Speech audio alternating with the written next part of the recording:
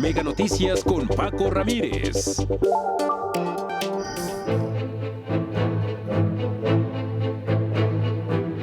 Fueron beneficiados el PRI, el propio PAN, de esta regulación establecida en nuestra Constitución, y entonces les parecía bien.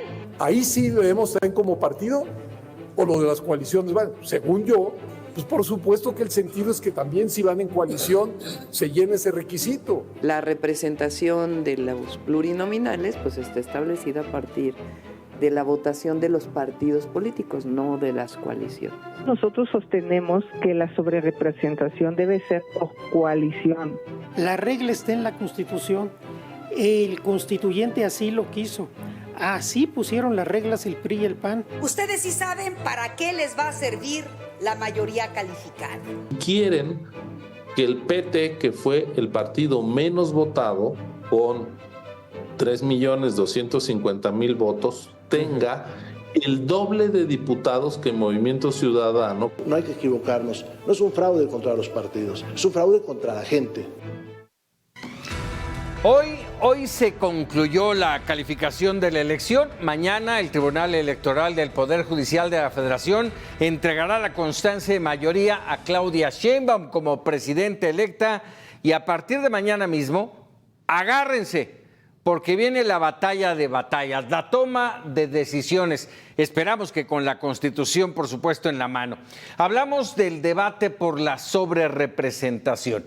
En el debate de interpretaciones de un mismo artículo constitucional, visto desde diferentes trincheras y en donde debe de prevalecer el equilibrio, las voces y los derechos de todos los mexicanos. El debate ya inicia aquí en Mega Noticias esta noche, y para ello establecemos comunicación con el senador por Morena, José Narro Céspedes, y con el diputado federal por el PAN, Juan Carlos Romero Hicks. Gracias a ambos, muy buenas noches, bienvenidos como siempre, y en los próximos 20 minutos vamos, si nos lo permiten, a tratar de entender qué es lo que está en juego. Vamos a tratar de tener minuto y medio para responder, y queda abierta la posibilidad de debatir cuando así lo consideren. Buenas noches a ambos, como siempre es un gusto. Buenas noches. Buenas noches. Francisco, muchas gracias. Hola, senador, buenas noches, qué gusto coincidir, Paco, gracias por la invitación. Sí. Muchísimas gracias a ambos. ¿Qué con la sobrerepresentación? Es un tema, y se los pregunto así de bote pronto, ¿es un tema de interpretación? Inicio contigo, José Narro. Bueno, no es un tema de interpretación, es un tema de lo que dice la Constitución, dice la ley. Desde hace muchos años se había planteado precisamente quitar ese 8% de sobrerepresentación que tiene el partido que tiene mayoría. Lo que se buscaba es darle cierta gobernabilidad al partido que gana la presidencia de la República, o que gana el mayor número de espacios políticos, o saca una mayor votación. Entonces, para darle gobernabilidad, se planteó que había que darle un paquete adicional a lo que se gana, con una votación, una representación pura, para que esa sobrerepresentación del 8% permita que esa fuerza tenga cierto margen de gobernabilidad. Y ese artículo en la Constitución y también en la ley prácticamente pues, se hizo desde aquella reforma electoral cuando estaba Chaufet en la Secretaría de Gobernación, inicialmente con Zedillo, 1996, para aplicarla en la reforma del 97, que fue cuando ganó el ingeniero Cárdenas de la Ciudad de México. Entonces no estamos hablando de interpretación, estamos planteando que la ley se aplique y la Constitución como su texto lo dice. Así es. A ver, yo insisto, Juan Carlos Romero Hicks, es un tema de interpretación, y lo pregunto porque pareciera que, por un lado, Morena y sus aliados tienen una idea de lo que dice el artículo 54 constitucional, y la oposición tiene otra. Es un tema de entender. Buenas noches, Pepe, nuevamente, senador. Gracias por la Buenas noches, Juan Carlos. participación, Paco, por la invitación. Es un tema donde hay que entender que el Congreso debe ser un espejo de la sociedad, lo más cercano a esa sociedad. ¿Cuándo empezó esto? En 1963. El presidente López Mateos introdujo en la Constitución, con el apoyo del constituyente permanente, los diputados de partido. Ha habido más de 7 reformas. Y en una de ellas, en 1996, se cambió el artículo 54 de la Constitución. El presidente Zedillo estuvo de 94 al 2000 y se empezó a aplicar precisamente en el 97. La primera ocasión en la que nadie obtuvo mayoría al llegar a la Cámara de Diputados. Es un dispositivo que ha beneficiado a muchas personas. Por ejemplo, el senador ha sido diputado local 2 veces y federal 3 veces, y en las 5 fue por representación proporcional. Ya ha sido beneficiario de este tipo de criterios. A mí no me ha alcanzado, he ganado 5 veces en la calle, y en la última elección ganó ampliamente por una votación en el Senado. Hay que entender la Constitución de manera integral. Voy a poner 3 artículos de referencia. Primero, el artículo primero, que es derechos humanos. Y eso tiene el voto ciudadano por encima de todo. Un ciudadano, un voto, no una parcialidad de voto. Segundo, el artículo 40 señala que México es una república representativa, democrática, federal y laica. Y al ser representativa tiene que ser el sueño, el conjunto del espejo de las aspiraciones de los mexicanos. Y luego viene la interpretación del artículo 54, que tiene 3 ingredientes. El primero es que nadie puede tener una sobrerepresentación del 8%, hablando de partidos. El segundo es que ningún partido puede tener más de 300 diputados. Y el tercero es que para tener acceso a las representaciones proporcionales, fracción primera, se debe de competir de manera uninominal en 200 distritos. En el caso actual, Morena y aliados no reúnen, por ejemplo, el tercer artículo. Este escenario que estamos viviendo hoy, pues no se había previsto. Entonces, seguramente algún día tendremos que ver cómo se va a interpretar, pero lo importante es que el Congreso sea un espejo de la voluntad ciudadana. Senador Narro, ¿lo ves así, como lo está comentando Juan Carlos Romero Hicks? No se escucha, senador. Tu micro, senador. Sí, muchas gracias. Bueno, en general tiene razón Juan Carlos, aunque había que decir que, bueno, pues yo inicialmente participé en la formación del PRD, después fui militante del Partido del Trabajo, un partido que nació en el año del 93 con su registro definitivo, y pues ahí empezamos a construir ese proyecto y pues fuimos de los iniciadores en la construcción de ese proyecto, ese partido, que nos permitió ocupar algunos espacios de representación. Fui diputado local como diputado del PT en Zacatecas en el 92-95, fui diputado federal en el 94 con Cecilia Soto. Y bueno, pues así empecé yo mi carrera política.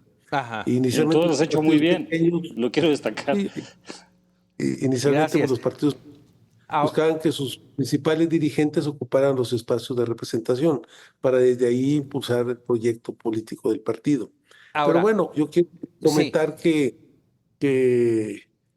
hasta ahorita la fórmula que se ha aplicado es la fórmula que se está planteando aplicar ahora. O sea, en el texto de la Constitución y en la ley sí se señala que los partidos no pueden tener más del 8% de sobrerepresentación. Es cierto, yo estoy de acuerdo con lo que dice Juan Carlos, que muchos hemos luchado para que la representación sea pura. Tanto porcentaje de votos tienes, pues tantos representantes tienes. O sea, claro.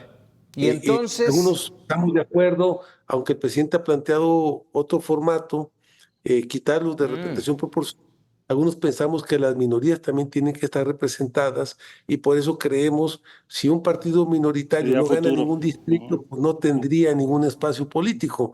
Por eso creemos que es importante que se conserve lo de la representación proporcional para buscar un esquema de equilibrios y que la sociedad esté representada en los espacios del poder público. Que no sería el caso si se logra la sobrerepresentación que los llevaría a tener a Morena y sus aliados 372 diputados.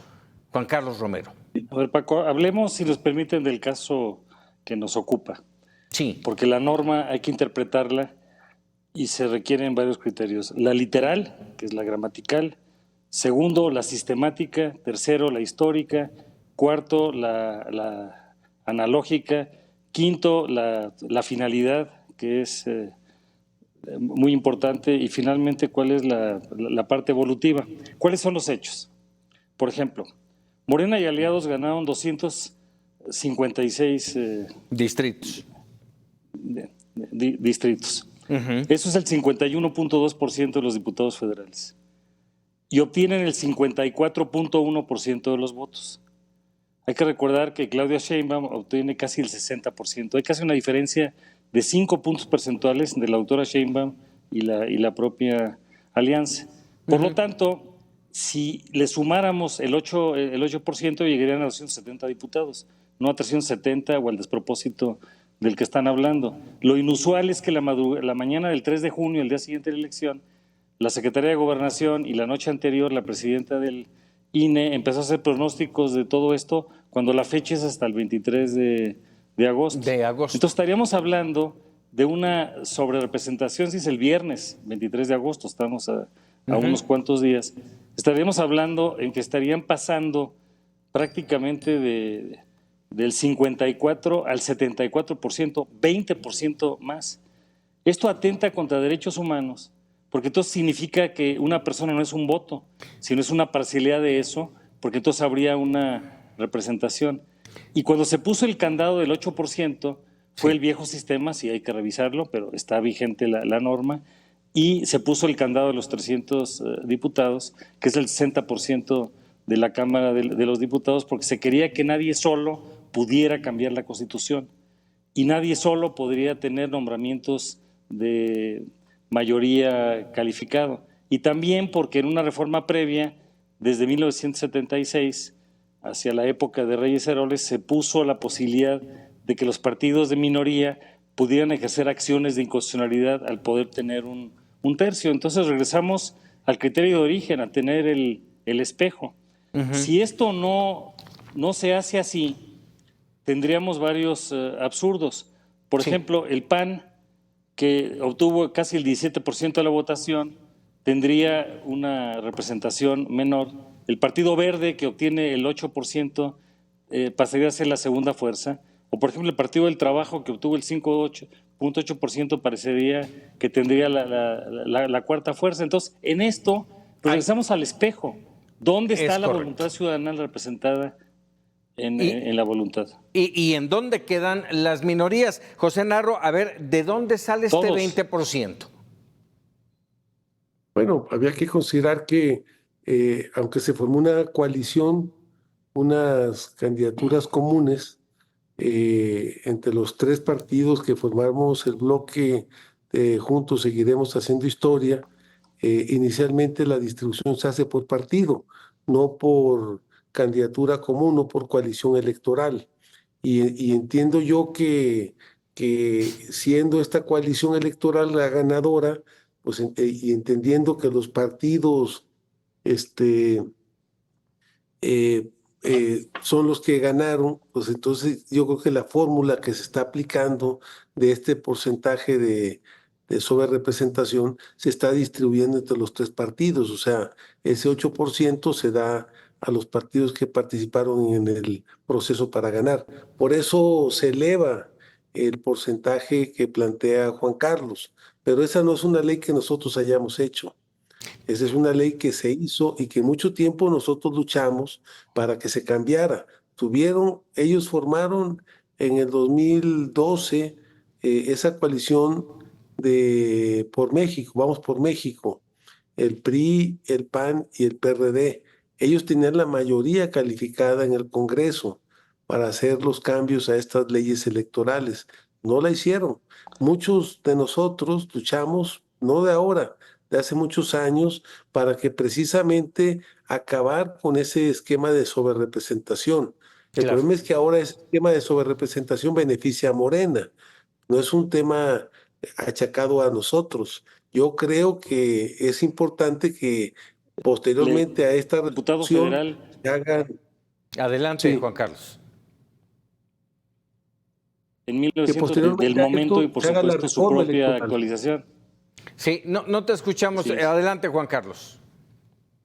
Decía que nuestro senador, que le agradezco nuevamente este diálogo, era diputado federal de 94 a 97, cuando se hizo precisamente la reforma del 96. Sí. Entonces él vivió los debates, los alcances, y como toda norma, pues debe tener un sentido dinámico para poder tener el sentido de representación. Lo que a mí me llama la atención, entre otras cosas, es que no hay un abogado serio en este país que haya sustentado una opinión diferente a la que estamos nosotros presentando en este momento, de una interpretación dinámica y actualizada. Y los 4 presidentes del Instituto Federal Electoral y del Instituto Nacional Electoral, José Boldenberg, Leonardo Valdés, Luis Carlos Ugalde y Lorenzo Córdoba, todos han coincidido en esta interpretación, porque la fueron viviendo en su momento. Hay que ver el pasado como un lugar de referencia, no como un lugar de residencia. Entonces, invocar el pasado para decir que estaba mal y que la intención teleológica era distinto, a mí me parece que sería contraproducente. El propio Diego Valadez nos ha dicho que esta decisión es probablemente uno de los mayores problemas que vamos a enfrentar en la democracia mexicana, porque tenemos un electorado cansado, un electorado frustrado, un electorado enojado. Votó el 60% del padrón. Entonces, en un país donde 4 de cada 10 personas no fueron a votar, y reconocemos la amplia mayoría, Morena y aliados obtuvieron el 54%, pero el resto de los partidos obtuvieron el 46%. Es como decir que su voto no vale lo mismo. A ver, ahí me gustaría, José Narro, subrayar esta parte. Sí, efectivamente, fue apabullante el triunfo de Morena y sus aliados. Fue una... Y se reconoce. Sí, y se reconoce. Pero, entonces, ¿dónde queda el espíritu de la ley? ¿Dónde queda el derecho de las minorías? ¿Dónde queda el equilibrio, José? Bueno, yo pienso que el tema es que tenemos un sistema electoral imperfecto.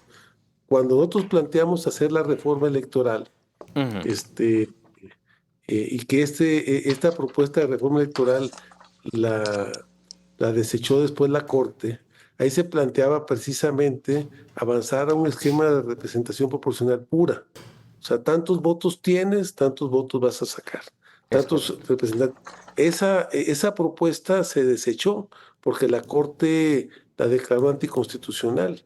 Entonces, no es un tema de nosotros. O sea, hay que reconocer que lamentablemente no es el pasado. Sí están las cosas ahora. O sea, el tema es, yo entiendo que todo mundo en una sociedad democrática espera que los votos que tú saques sean los representantes que tú tengas, que los porcentajes que tú tienes sean los que estén en el Congreso. ¿Por qué el PT, como él mismo lo dice, por qué el Verde están sobrerepresentados? No nada más es Moreno. Están sobrerepresentados, nada más están sobrerepresentados porque son parte del bloque que hizo mayoría y se les está aplicando un porcentaje como parte de ese bloque mayoritario que ganó para ese porcentaje de sobrerepresentación. Eso es lo que está pasando. No es un tema de nosotros. Eso es lo que planteó, bueno, a lo mejor lo dice Juan Carlos, inicialmente la fórmula la elaboró Gobernación, pero este es el debate que se está dando ahora, es un debate que también se está llevando a cabo en el INE, entiendo yo, y los consejeros van a tener que resolver este problema. Rápidamente, porque ya se nos fue el tiempo, José Narro, te pregunto, y igual se lo haré a Juan Carlos Romero Hicks. A ver, ¿qué ganamos y qué perdemos si hay una decisión por parte del INE para una sobrerepresentación por parte de Morena. ¿Qué ganamos, qué perdemos, qué está en riesgo y qué va a pasar, qué consecuencias tendría económica y de gobernabilidad del país? Bueno, para nosotros, si se logra esto que se está planteando, el formato, los resultados que se han dado a conocer, eso lo que va a generar es que tengamos una mayoría calificada inicialmente en la Cámara de Diputados y lograr prácticamente impulsar el Plan C, las reformas constitucionales que se han planteado, estas 18 reformas constitucionales que planteó Andrés Manuel, más aparte las reformas que ya planteó Claudia, adicionalmente el tema de las mujeres y el tema de las becas para todo lo que es educación básica en forma universal. Entonces son 20 reformas constitucionales, más aparte 2 reformas legales, que es lo que plantea. Entonces, ¿qué va a pasar? Pues esas 20 reformas van a ser, aunque no tenemos mayoría calificada en la Cámara de Senadores, porque nos faltan ahí un par de votos, creo que pudiéramos lograr en la negociación con algún partido que participe, por un ejemplo, en el PRI. En el PRI entiendo yo que el PRI pues ya inicialmente sacaron a Manlio Fabio del PRI, o prácticamente no lo permitieron. Creo que hay posibilidades de buscar acuerdos con diferentes grupos que van a estar en el Senado para tener la mayoría calificada y sacar la reforma hacia adelante. No haber ¿Qué riesgos. va a pasar? ¿Qué va a pasar? Ahora, ¿qué pienso? ¿Cuál es el horizonte? Y aquí está Juan Carlos, que también lo va a poder aclarar. Pues yo creo que ellos van a ir a impugnar primero que esa resolución es anticonstitucional y seguramente se van a ir a los organismos internacionales de derechos humanos para impugnar la resolución que se tome. O sea, es lo que el horizonte, yo creo que va a ser un horizonte que va a venir la lucha legal a nivel nacional y a nivel internacional, yo creo que posteriormente. Ese es el escenario que se presenta. ¿No ves riesgos, Juan Carlos Romero Hicks? ¿Riesgos, consecuencias, ganamos, perdemos? Perdemos todos, porque pues, ¿cuál es el tamaño de la voluntad popular? Si nosotros permitimos que se distorsione la voluntad popular, lo voy a poner en números redondos. Es como si los que votaron por Morena y aliados valen 75%. Y los que votaron por el resto valen 25%, más o menos 1%. Entonces no es un ciudadano un voto, se atenta contra derechos humanos. Hay un principio que va contra el artículo 1 de la Carta Magna. Luego, los que votaron como Pepe, la reforma del 96, o estuvieron presentes en ese momento, pues sabían que la intención era que ningún partido político solo pudiera cambiar la Constitución y pudiera tener mayoría calificada. Y para tener mayoría calificada se requieren 334 votos. Eso da para cambiar Constitución, para hacer nombramientos de mayoría calificada y, en general, para lograr una serie de aspectos muy, muy importantes. Se habla, por ejemplo, de legitimidad. Por supuesto que Morena y asociados tienen una amplia legitimidad. La doctora Sheinbaum obtiene un gran mandato, casi el 60% de la votación, pero estos aliados de Morena obtienen el 54%. Y luego vamos a ver el resto de los mexicanos que no votaron. Y le digo con mucho respeto porque votó el 61% del padrón. Hay aproximadamente 36 millones de mexicanos que no se expresaron, que no sabemos cómo hubieran votado. Entonces, pararse a decir que tenemos el mandato de la legitimidad, de la mayoría calificada y demás, pues creo que hay que tener un ejercicio de humildad, de prudencia, de sensibilidad y de inclusión para no exagerar. A mí me tocó salir a la calle y he ganado 5 veces en la calle una votación, porque los guanajuatenses así lo han determinado. Nunca he sido plurinominal y encontré un electorado cansado, enojado, en ocasiones apático. No pretendo generalizar, pero no podemos tener mexicanos de 3/4 de voto y mexicanos de 1/4 de voto. Por eso hay que darle una interpretación sistémica, dinámica, en su finalidad teleológica, para ver cómo es que podemos tener todo esto. Que por otro lado, es sano en las democracias que nadie tenga mayoría calificada, porque todo se tiene que construir. El Congreso tiene 4 funciones: representar. La Cámara de Diputados representa a la población, el Senado el Pacto Federal. 2, legislar. Se requiere solamente mayoría simple y para Constitución mayoría calificado. 3, asignar presupuesto, solamente es mayoría simple. Y el otro es el control gubernamental. Entonces, siento que todos perderíamos porque no habría gobernanza. La gobernanza presupone legalidad, legitimidad y eficacia. Así es. Y a nadie le conviene que alguien esté arrasando o avasallando esto de manera contundente. Ojalá que entremos en humildad, que actualicemos la interpretación a la luz de los nuevos tiempos, que personas honestas que han dado la batalla en la izquierda mexicana, me consta, porque por ejemplo Pepe ha estado en el PRD, en el PT, en Morena, abrazando muchas causas. Eso es lo que necesita este país, que abracemos causas. Juan Carlos, pues es un debate, José, un debate intenso que vamos a tener de aquí hasta el 23 de agosto que se tomará la decisión, un debate que ya arrancamos aquí en Mega Noticias y de antemano les agradezco a ambos que nos hayan permitido escuchar las versiones y las interpretaciones de lo que implica la sobrerepresentación. José Narro, muchas gracias. Juan Carlos Romero Hitz, buenas noches. Gracias, Francisco. Un saludarte, Juan Carlos. Placer. Gracias, Pepe. Un abrazo con admiración y afecto. Muchas gracias.